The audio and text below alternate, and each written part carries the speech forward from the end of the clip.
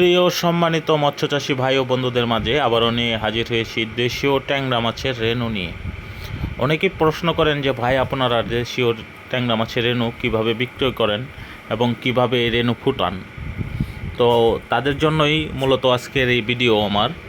তো অবশ্যই খেয়াল করে দেখবেন এবং জিনিসটা বুঝতে চিন্তা করবেন। আর দেশের বাহির থেকে যারা দেখছেন অবশ্যই আমাদের চ্যানেলটি সাবস্ক্রাইব করে দেবেন, কমেন্টের মাধ্যমে আপনাদের মূল্যবান মতামত জানাবেন।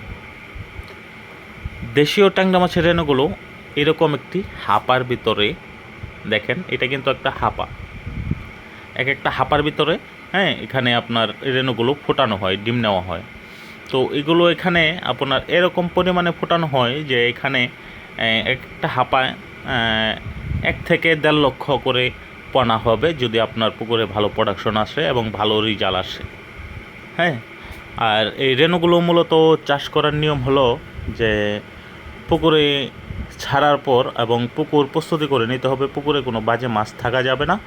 আর মূলত হবে এর খাবার হিসাবে আপনারা প্রয়োগ করতে হবে ডিমের কুসুম সিদ্ধ করে, ডিমের কুসুমটা 2 থেকে 3 দিন খাবার দিতে হবে।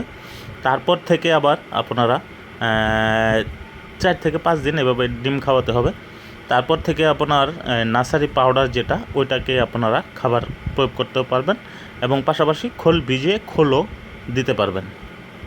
তো এভাবেই কিন্তু আপনার এই রেনুগুলোকে খাবার দিতে হবে। আর অবশ্যই খেয়াল করে দেখবেন যে আমার ভিডিওর মাধ্যমে এই ডিমগুলো এখানে দেওয়ার পর এভাবেই শাওয়ারিং দিচ্ছি। শাওয়ারিংয়ের পর আপনার এই ডিমগুলো ফুটে রেনুতে পরিণত হবে। আর এভাবে আপনার এই রেনুগুলো ফোটানো হয়।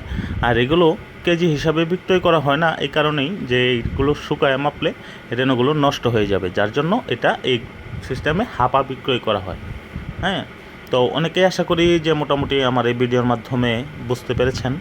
তো আপনাদেরকে অসংখ্য ধন্যবাদ থাকবে নয়নতারা মৎস্য হ্যাচারির পক্ষ থেকে। সকলকেই আবারও আন্তরিক শুভেচ্ছা।